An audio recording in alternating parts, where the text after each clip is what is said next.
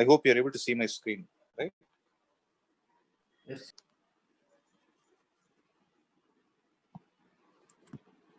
So yesterday we were discussing the last part of thermal properties of matter, that is calorimetry. In that we discussed about the concepts of specific heat, heat capacity and latent heat, right? And we started applying them to certain problems. So we'll do one last problem and then we'll wind up this chapter. Then we'll go to the next chapter, that is thermodynamics. So in the meanwhile, if you have any doubt, you can get it clarified.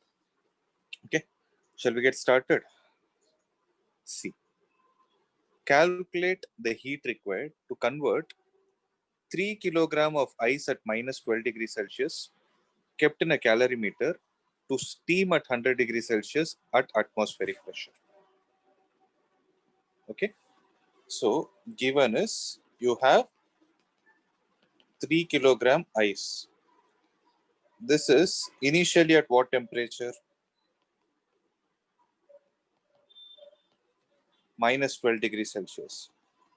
Finally, what is the expected temperature? It is 100 degrees Celsius. Right. So can you guys tell me what is the process that this whole conversion will undergo? What are the steps? First, it reaches 0 degrees Celsius, and then it'll get So converted minus to 12 liquid. degrees Celsius to 0 degrees Celsius. That is the temperature of ice has to be increased, correct? Then Yes, sir. at 0 degrees Celsius, what will happen?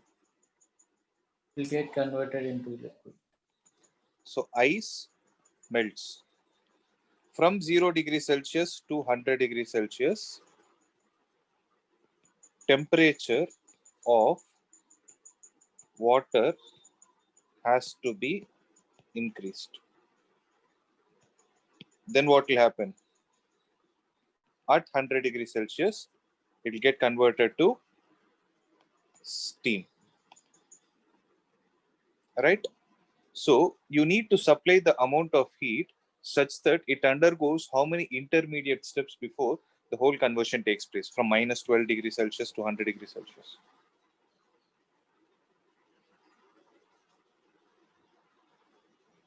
4 steps, sir. 4 steps. So for the first process, minus 12 degrees Celsius to 0 degrees Celsius, what is the formula you are going to apply? Delta Q will be equal to mc into delta T, where m is the mass of ice, c is the specific heat of ice, and delta T is the change in temperature. Let me call that as delta Q1. So tell me, what is delta Q1? What is the mass of ice that you have? 3 kilogram. Specific heat of ice is how much? 2100. Change in temperature is 12 degrees Celsius. Here also, if you observe, I do not convert it to Kelvin, right? This is delta Q1. Now, at 0 degrees Celsius, what is delta Q2?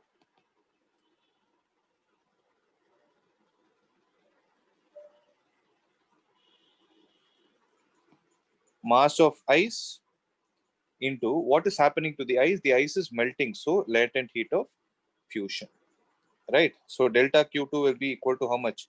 Mass of ice is how much? That is 3 kilogram into what is the latent heat of ice? 3.35 into 10 power 5 joule per kilogram. So these many joules will be the answer. So here also, these many joules will be delta Q1. Is there any doubt, guys, in these 2 steps? No, sir.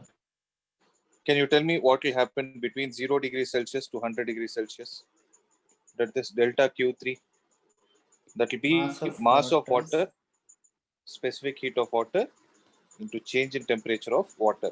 So delta Q3 is how much? Mass of water is still the same 3 kilogram. Specific heat of water is how much? 4186. Change in temperature of water, it is 100. So these many joules. At 100 degrees Celsius, what will happen? Liquid to steam. Delta Q4 is equal to mass of water into latent heat of vaporization. So delta Q4 is equal to, what is the mass of water? It is still 3 into latent heat of vaporization is 2.256 into 10 power 6. So these many joules. So the total heat will be equal to delta Q1 plus delta Q2 plus delta Q3 plus delta Q. If you add all these values, you will get the required answer.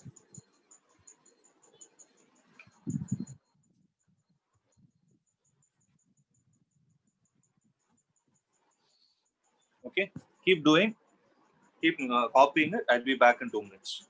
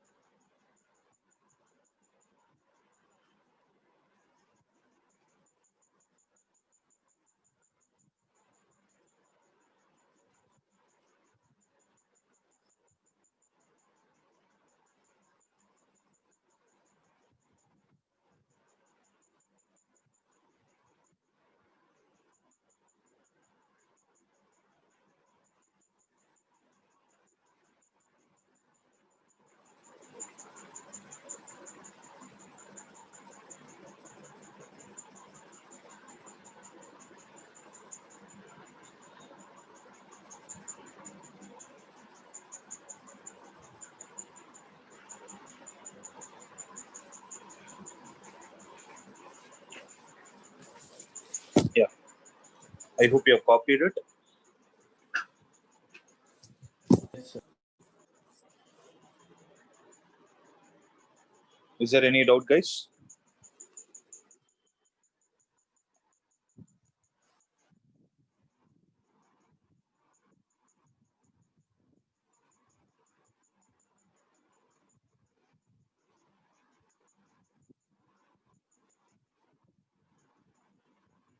No doubts. So we'll get started with the next chapter.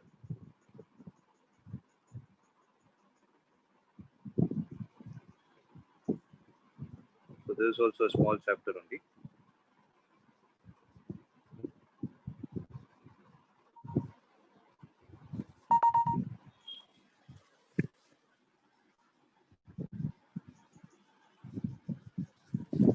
So that is thermodynamics. Okay. But I'll share this document in WhatsApp also.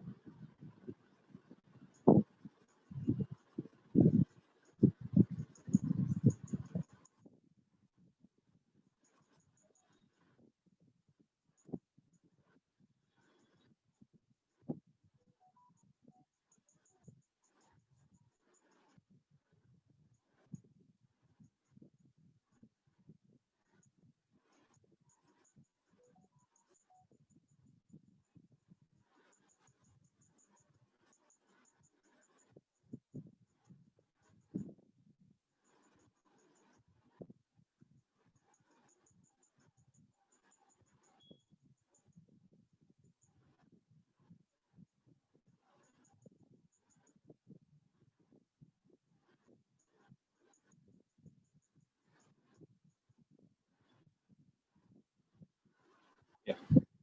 So I've shared this document in WhatsApp also. You can have it open if you have 2 devices, or else you can concentrate on what I'm teaching. Okay. So if you observe, the previous chapter was thermal properties of matter. So what did we concentrate upon? We saw what will happen when heat is supplied to the object, right? Whether it is going to expand or get compressed depending on what kind of scenario we are in. right? So that's what thermal properties of matter is. So this chapter is about thermodynamics. So what does this chapter deal with? What do you think this chapter is going to? Heat, sir. Sorry? Heat. Your voice is breaking, Rohan. Heat, sir. Then what was the previous chapter also we discussed about heat only, no? Then what is it? Why do we need two different chapters to discuss only about heat? We could have done that there itself. No?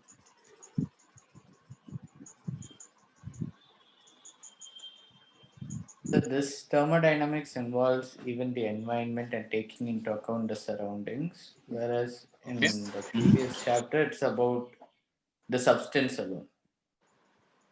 Okay. You're trying to say it was the material that we concentrated upon, what will happen when heat is being supplied, right? Yes, Is sir. that what you're trying to say? Okay. See, you're partially right. But before that, let me say, if I break it into two parts, thermo is a name derived from heat. Dynamics means flow. So if you are able to mainly discuss about the flow of heat, that is the heat being transferred in such a way that the heat is able to generate some amount of efficient work outside, then that particular branch of physics is what is called as, or science is what is called as thermodynamics. So here it is given, thermodynamics is the branch of science that deals with the concepts of heat and temperature and the interconversion of heat and other forms of energy. To be more specific, the difference between the thermodynamics that you're learning in chemistry and here is, there also you'll be concerned about heat only. Like what happens is when heat is being supplied, what are all the chemical transformations a material is undergoing? That's why you read it in chemistry. So mostly you'll be concentrating on enthalpy, entropy, and all those things. Entropy speaks about the spontaneous reaction and all those things. Here, since we are not concerned about reaction, we are only concerned about how much amount of mechanical work that you are able to generate using heat. That's what we are going to concentrate in this chapter. Are you able to understand, guys? So, since heat is a form of energy, by supplying heat to a material, it is possible for us to extract a sufficient amount of mechanical output.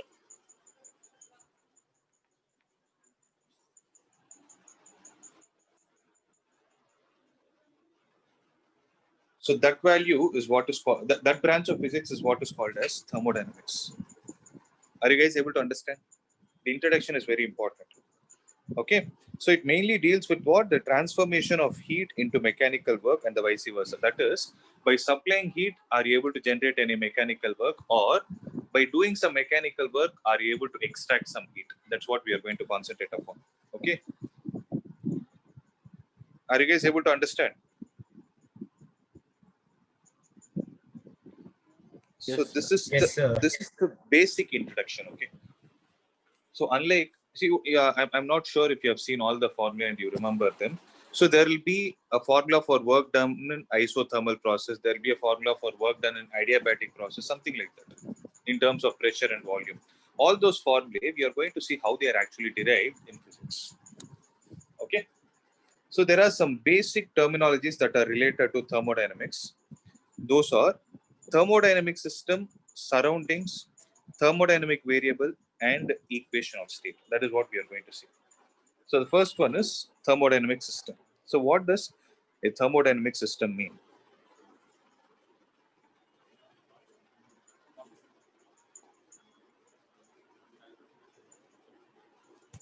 Just a minute, guys.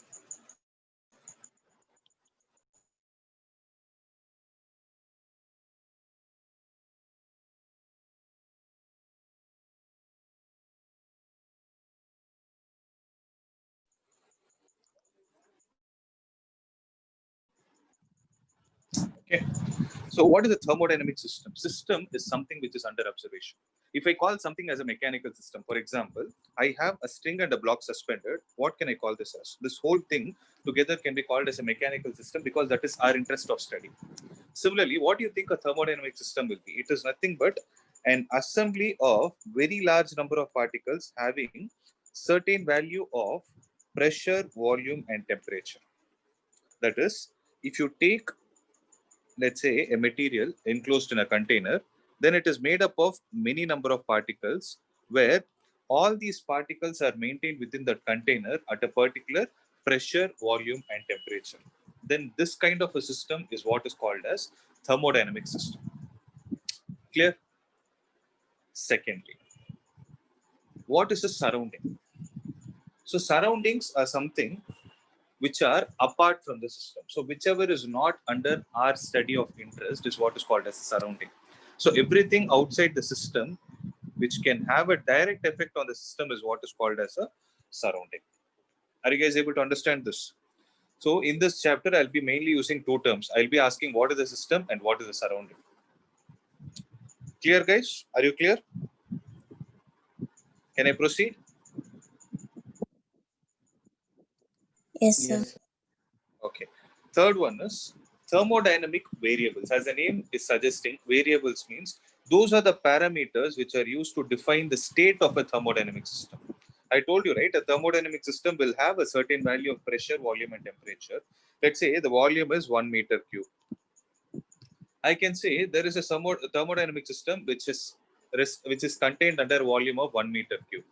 Then the volume is one of the parameters which I'm taking into consideration to tell someone what state it is. State in the sense, what is the condition under which all these things are being contained. Okay. So the quantities like pressure, volume, and temperature, which help us to study the behavior of a thermodynamic system, are called as thermodynamic variables. For example, if I tell you there is a gas in a container which is maintained at a temperature of 20 degrees Celsius. Okay. So if I say heat is being supplied and its temperature is getting raised to 23 degrees Celsius, can I say that there is a change in the thermodynamic system? Right. Logically, there is a change in the state of the thermodynamic system. The change is taking place in terms of which variable? The change is taking place in terms of what? What has changed from 20 to 23? Temperature. It is a temperature. So that is a variable which is going to tell us the state of the system. So I'm repeatedly using the word state of the system, right? What do you mean by state is you can say now the state of the system is at a higher temperature compared to the previous one. So 20 degrees Celsius and 23 degrees Celsius, obviously it is going to be at a higher temperature. That's what is called as a state of a system. Okay. The last one is called as equation of state. Okay. Equation of state. Equation is a mathematical term. So the mathematical relation between the pressure, volume, and temperature of a thermodynamic system is called as equation of state. And the best example for that is an ideal gas equation, which is PV is equal to nRT, where N represents the number of moles, R is the gas constant, P represents pressure, V is volume, T is temperature.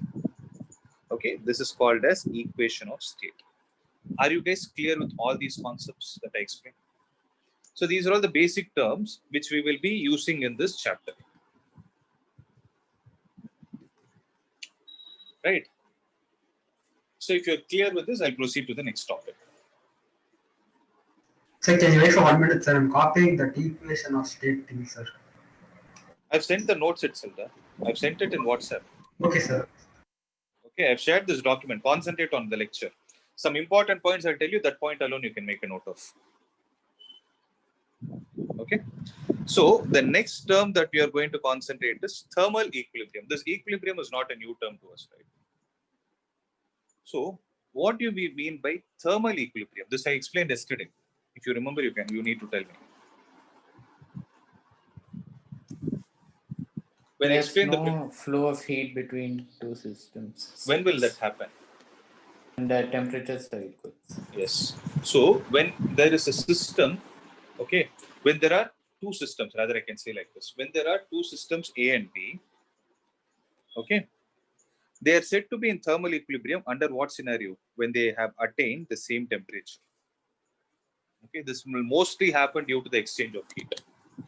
See, example, consider two gases A and B contained in two different vessels.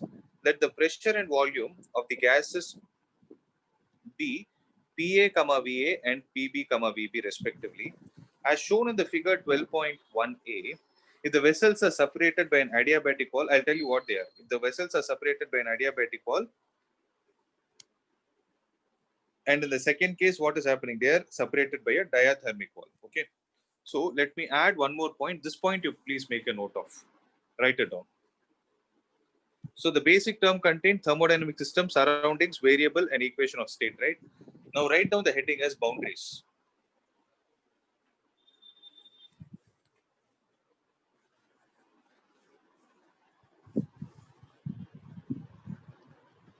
So write down the heading as boundaries. So what is a boundary?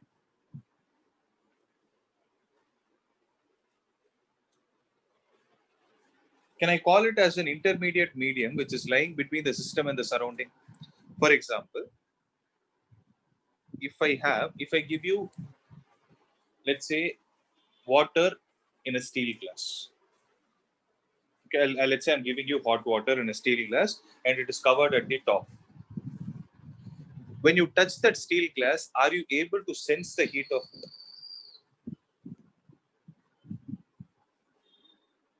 Will you be able to sense the heat of it? Yes, sir. Yes, right. The same hot water, if I give you in a thermo flask, you know what is a flask, right? Those teas and all we carry, like hot liquids can be carried in it. So if I give you the same thermo flask, will you be able to sense the heat from it? When you touch it, will you be able to sense the heat? I'm sorry, you have to imagine only. There is no other option.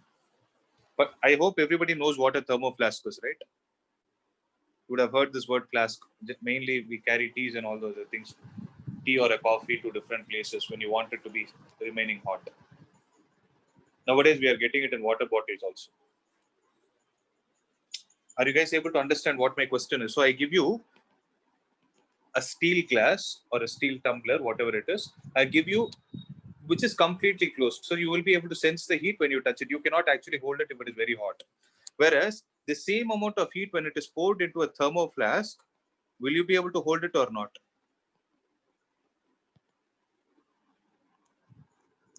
Will you be able to carry it confidently? Yes, sir. Yes, You sir. can do it, right? So the question is, why are you not able to do the same thing with the steel glass? So thermo flask has layers which absorb the heat, but steel has only one layer. You cannot say which absorbs heat. See, absorb heat is a wrong term, which does not allow the heat to get transferred to the outside material. It will not absorb heat. Okay. So steel, what is happening is steel is actually conducting the heat. Am I right? So liquid is here and the surrounding is here. That is your hand. Your hand is the surrounding in this scenario. And the liquid is hot. So can I say, since your hand is at a lower temperature compared to the temperature of the liquid, the boundary, that is a steel tumbler, is actually allowing the heat to get exchanged between the liquid and your hand. Guys, are you able to understand what I'm trying to say?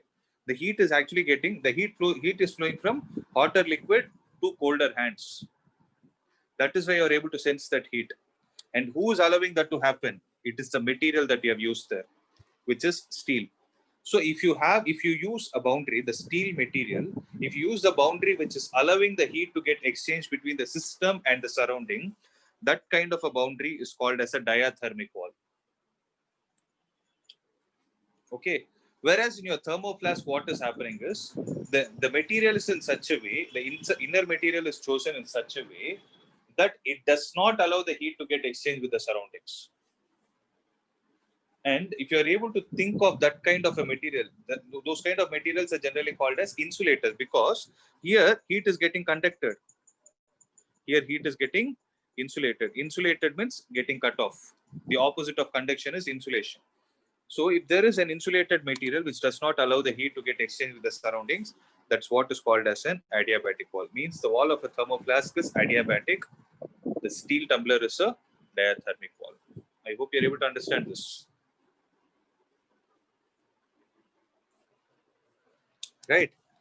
Now you will be able to get the concept of thermal equilibrium. Okay, have it in your mind. Now what we are discussing is thermal equilibrium, because there is something else called as thermodynamic equilibrium also, that we'll see later.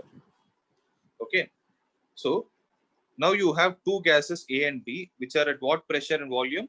The pressure of gas A is PA, volume of gas A is VA, pressure of gas B is PB, and the volume of gas B is VB, as shown in the figure. If the two vessels are separated by an adiabatic wall, as shown in 12.1a, that is, an insulating wall that does not allow the flow of heat, then any possible pair of values PA, VA will be in equilibrium with any other possible values of PB, VB. Okay. So why they are saying they both A and B will be in thermal equilibrium is because there is no possibility of exchange of heat. So here we cannot talk about it. Right? When can they attain the same? Here you cannot talk about temperature because temperature difference will get decreased or increased. Sorry, temperature difference will get decreased only when there is an exchange of heat taking place. So what kind of material is going to allow the exchange of heat? That is a diathermic wall. So as shown in figure 12.1b, A and B are now separated by a diathermic wall, which is nothing but a conducting wall that allows heat to flow through it. Then the pressure and volume variables of the two gases will change to PA dash VA dash and PB dash VB dash such that the new states of A and B are in equilibrium with each other. There is no more flow of heat that will take place. Then the system will attain something called as thermal equilibrium. So what is happening is, try to understand, guys. Here the pressure and volume will not get changed because there is no exchange of temperature. So it will be at that state itself. There is no other question about it. Okay. Whereas when you use a diathermic wall, what will happen is the pressure and volume will change. Also, the temperature of both the mediums will become the same. And why is it happening? Because of the conducting medium. Guys, am I clear? I have a doubt, sir. Tell me. Sir, you are now talking about that thermal flask, right, sir? Thermal flask is adiabatic. No, sir. What is this figure? What does this figure depict, sir? Thermal flask or any other thing, sir? Which one? Which one? A or B? Sir, any both, sir. A and B, both, sir. Okay. Both, sir. Does it depict? Mithun, sorry, your voice broke. Can you ask a question again? Sir, what does both A and B depict, sir? A Like and what B are two figure? gases. A and B are two gases. What figure, sir? Like the diagram depicts what, sir? I thought it is a flask, sir. No, That no, square flask I shape. gave you as flask I gave you as an example for you to understand, for you to feel what is adiabatic material. I thought this figure is a flask, sir. What is No, this? no, no, no, no, no. This is not flask. I'm trying to say adiabatic wall is an example. Thermoflask is an example of adiabatic wall. See, if I suddenly say what is an it's an insulating material, I can just state it and go. But you'll not understand what is the feel of it, right? That is why, since these things are real-time examples, that is why I told you what a thermoflask is actually made up of. It's made up of an adiabatic wall. So here the concept you need to concentrate upon is not the steel tumbler or the thermoflask. You need to concentrate on adiabatic and diathermal. So which one is adiabatic? The flask is adiabatic because it is an insulating material, whereas a steel is diathermic. Okay, sir. Okay, so coming back to the concept, since you asked, we are discussing about thermal equilibrium. By using these two processes, what I'm trying to explain is thermal equilibrium can be attained or can be spoken about only when there is an exchange of heat taking place. You're able to understand? So if this is a temperature T1 and this is a temperature T2, since you're going to use an adiabatic wall, is there a possibility of these temperatures to change? Logically think, no? Is there that's what the thermoflask principle is, right? Suppose you're starting from your home at 8 o'clock in the morning. At that time, you pour some liquid into it, which is at a temperature of 50 degrees Celsius. You want to drink it at 11 o'clock in the morning. Let's say it's a coffee. You want to drink at 11 o'clock in the morning. What is the expectation? You want it to be at the same temperature. No? You're able to understand. So at that point, can I speak about thermal equilibrium? Because there is no exchange that has taken place. Whereas in the case of a diathermic wall, what will happen? The exchange of heat will take place such that the temperature of A and B will become the same and it will attain thermal equilibrium. Okay, to conclude the whole story, what I'm trying to say is you use the concept of thermal equilibrium when the temperatures of both the objects are the same. Okay, Mithun, are you clear? Yes, sir. Okay. Now we are going to speak about thermodynamic equilibrium. Try to concentrate, guys. Thermal speaks only about temperature, whereas thermodynamic equilibrium is spoken for a system. Any system is said to be in the state of thermodynamic equilibrium if the macroscopic variables. So macroscopic means the variables which you can actually feel. Volume is a macroscopic value. Temperature is a macroscopic value. Pressure is a macroscopic value. Similarly, there are some microscopic values. Microscopic values are nothing but the number of moles. Okay, because the number of moles is not something which you can see. Right? So, if the system is said to be in state of thermodynamic equilibrium, if the macroscopic variables describing the thermodynamic state of a system do not change with time. Example, consider a gas inside a closed rigid container completely insulated from the surroundings. So what kind of a wall is used? Adiabatic. Adiabatic. Then, if the pressure, volume, temperature, mass, and composition of the gas does not change with respect to time, then it is in the state of thermodynamic equilibrium. So, this is an example of thermodynamic equilibrium, and this is diathermic wall is for an example of thermal equilibrium. Are these points clear? See, to be very honest, nobody is going to ask you in detailed question about all these things. But if you understand all these points, the derivations will become easy. Okay, I'm trying to build the basics. That's it. If you are able to understand, that's more than sufficient. Clear, guys?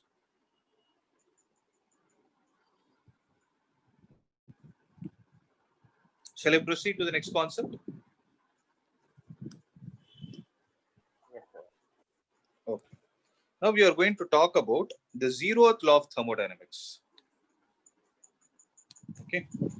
So zeroth law of thermodynamics speaks for three systems of particles. Suppose if there are two systems A and B which are in thermal equilibrium with each other, similarly,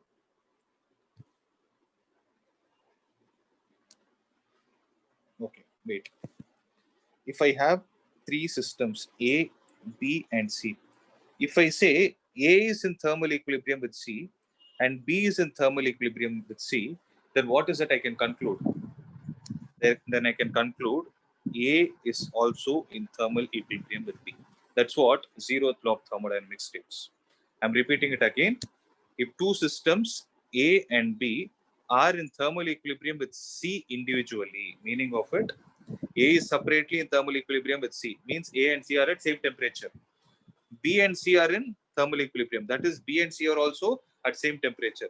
Then, if these two information are given to me, I can conclude that A and B are also at the same temperature, and this law is called as zeroth law of thermodynamics. And the zeroth law of thermodynamics is what is the origin of the term temperature. Okay, I don't want to get into the history of all those things. So the concept of temperature came from the zeroth law of thermodynamics only. Is it clear, guys?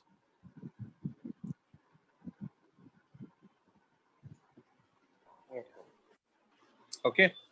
So for you to sense zeroth law of thermodynamics, what we are going to do is we are going to take a container which is filled with gases A and B, and A and B are separated by an adiabatic wall so that there is no heat exchange taking place between A and B. Whereas A and B are connected to C through what?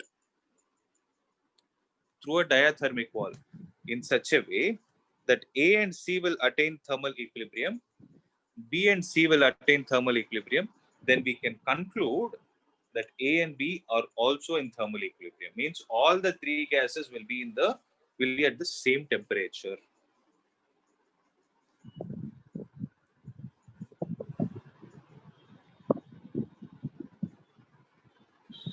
Are you clear, guys? So can I repeat it again, sir? Which point? What you said now? I'm Yes, saying, writing distance, sir. so there, what did you say? Sir? No, you told something at the end. What is it? No, sir, I was writing notes, sir. I didn't listen, sir. I was writing Okay, notes. listen. A and B are two gases which are separated by an adiabatic wall, and C is the third gas which is placed above them. A and B are separated by an adiabatic wall so that there is no exchange of heat taking place. Whereas A and C and B and C are separated by a diathermic wall, such that if A is in thermal equilibrium with C, if I pass that statement, what am I trying to say? If TA is equal to TC and B and C are in thermal equilibrium, then TB is equal to TC. Then what is it I can conclude? Then even without doing any research, I can conclude that the temperature of A is equal to temperature of B. Okay. So TA is equal to TC is a condition that is satisfied. TB is equal to TC is a condition that is satisfied. TA is equal to TB is the conclusion that we can make. Okay, sir. Okay. So that's what is zeroth law of thermodynamics. Now, we will be seeing some more terms which are called as heat, internal energy, and work. As I told you in the beginning of this chapter, the heat that you supply or extract should get converted to some form of energy. Some form of what energy? Some form of mechanical energy. That's what we are going to see. Okay. So we already know the definition of heat. So I'm not going to repeat it again. Heat is a form of energy which is going to flow from higher to lower temperature. So that's okay, accepted. Now, what can you say about internal energy? The question is internal energy of whom? Right. Right. Listen, if I take a container again, which is filled with a gas. Okay.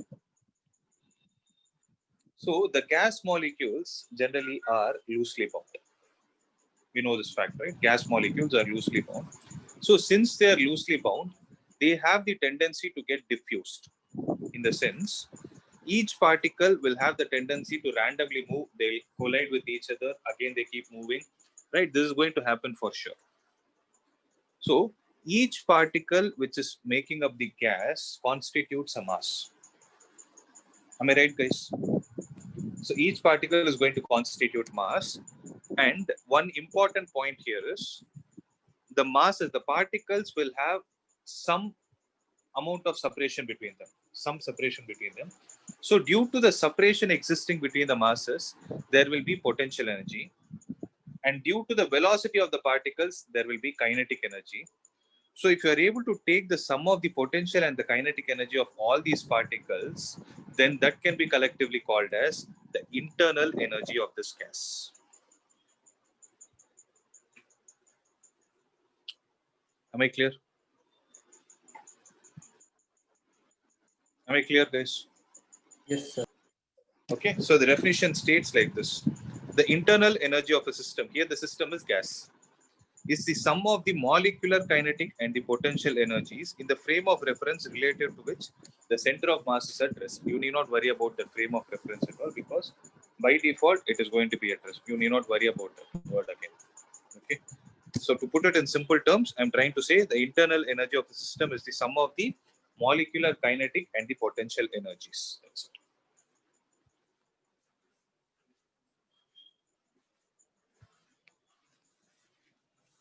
Is that clear? How will the particles be at rest, sir?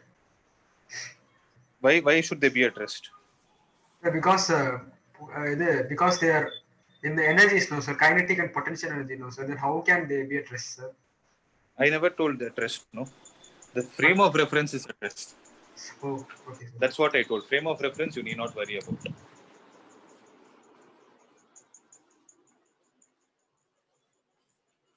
Okay, you need not worry about the frame of reference.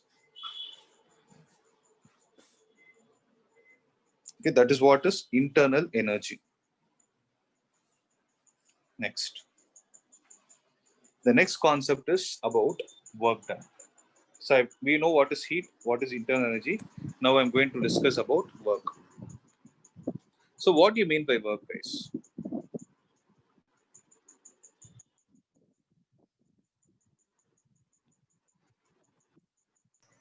Force applied on object. Force is not work done. Right? Force applied on an object should do something. Where the object displaces in the direction of the Yes. force. Yes. Now see. Suppose I supply heat to this material which contains of a compressible fluid. So what will happen is, so this fluid is going to have a pressure and temperature, right? Initially, let me call the volume as Vi. Now, as the heat is supplied, okay, let's take it as a gas. What will happen to the gas? The gas starts expanding. So if the gas is expanding, what do I mean by expanding this?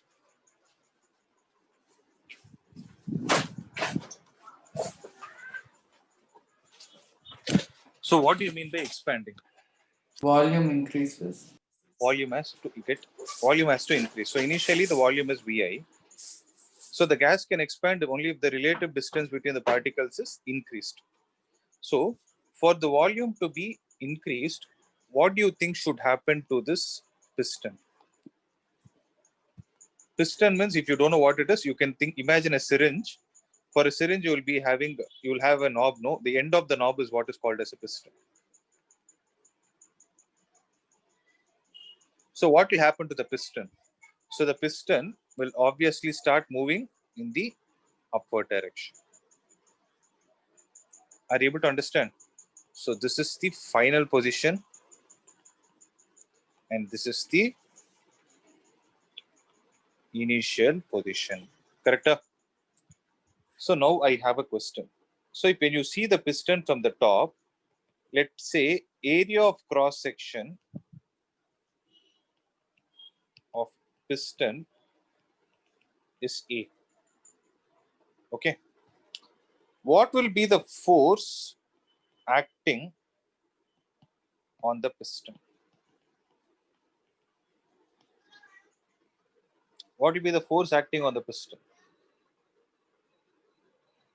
The force you need to write in terms of pressure and area.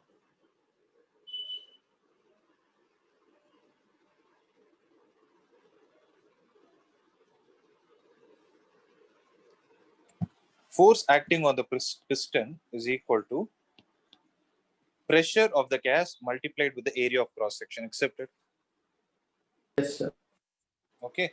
Let me call the distance through which the object has moved as dx. Okay.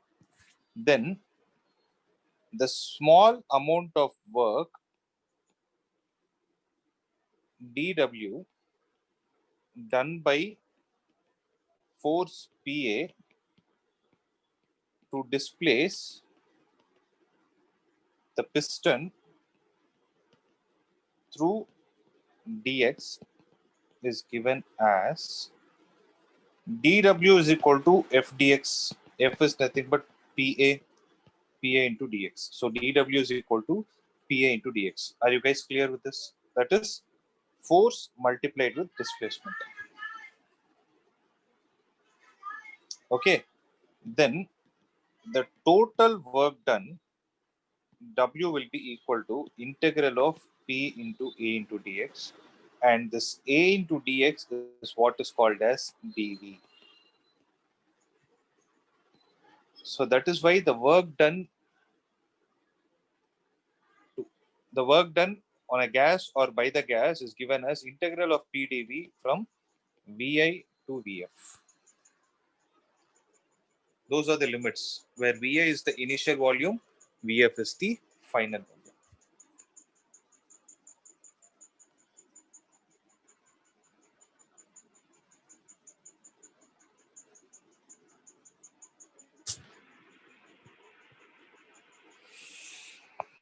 Make a note of it.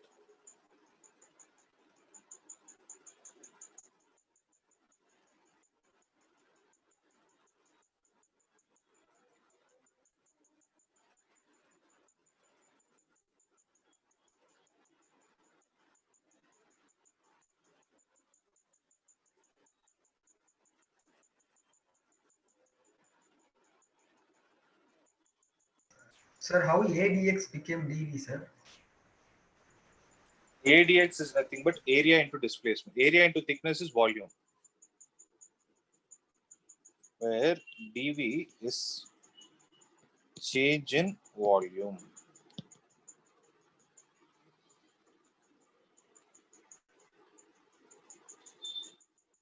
Okay. Another important note: if work is done by constant pressure, okay, then W will be equal to P delta V.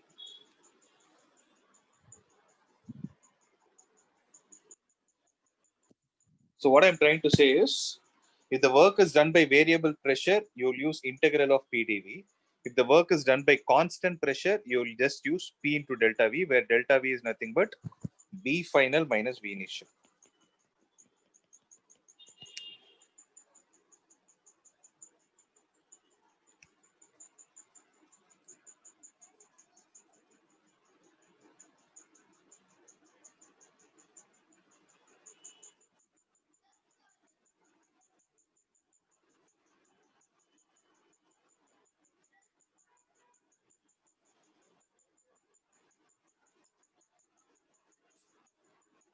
Got it?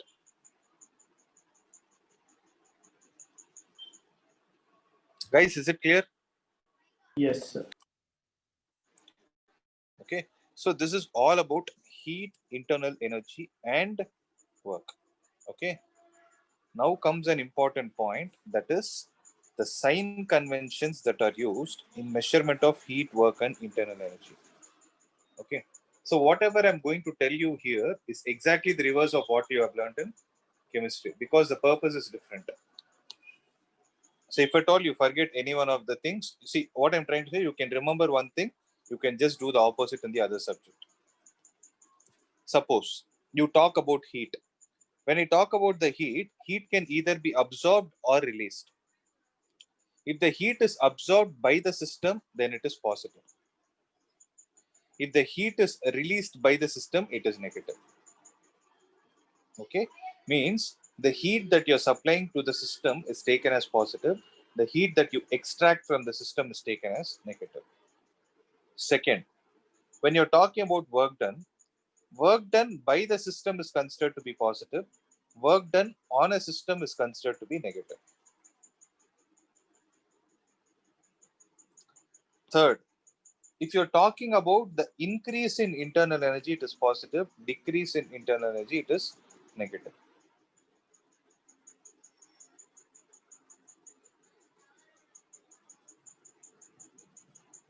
Okay.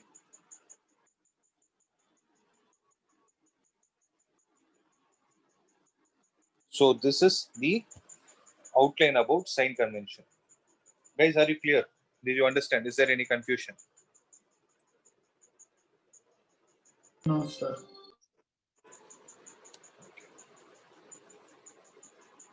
So last concept that we will see for today is a concept called as indicator diagram. So indicator diagram is actually a graph which indicates the state of the system. Okay. So a graphical representation of the state of a system with the help of two thermodynamical variables is called as an indicator diagram. That is, if I see how pressure and volume are varying with respect to each other, pressure is one thermodynamic parameter, volume is one thermodynamic parameter. In this case, it is coming out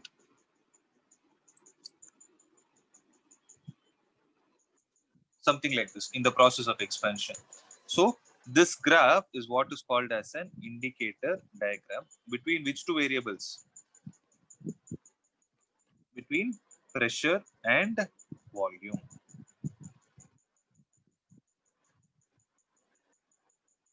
Is that clear? Suppose I'm trying to draw a graph between pressure and temperature like this. Then the straight line is an indicator diagram. So for you to call it as an indicator diagram, what are all the required quantities? You need two thermodynamic variables to be taken on the x and the y axis. Is that clear? That's when we call it as a indicator diagram.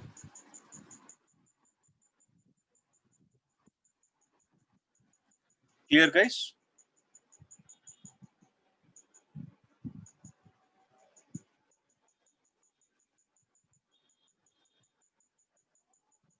Sir, can you explain Sir, the could you repeat this? Which point? graph, sir? See, one thing you need not think at this point of time is why is the graph like this? That I will teach later because we don't know what condition they have given. This kind of a graph, which is drawn between pressure and volume, is called as a PV diagram. If you are able to represent the relation between any two thermodynamic variable graphically, then the graph that is obtained is what is called as an indicator diagram. That is what I'm trying to say. So read the statement again. Graphical representation of the state of a system with the help of two thermodynamic variables is called as an indicator diagram. So the graphical representation is what is called as an indicator diagram. That's it.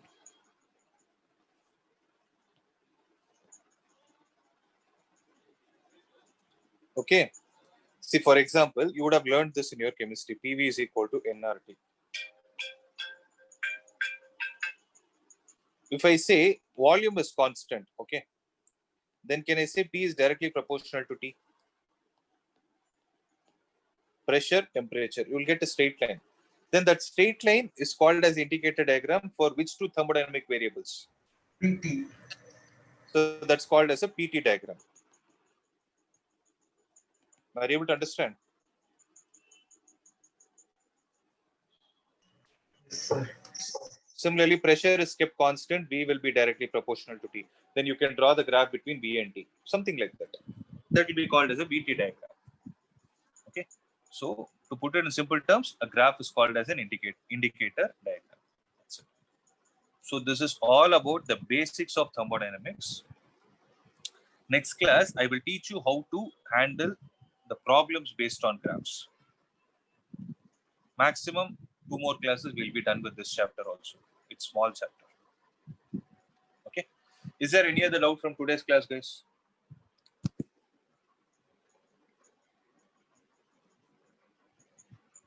No, sir. Okay. So just wait for a minute. Don't log off.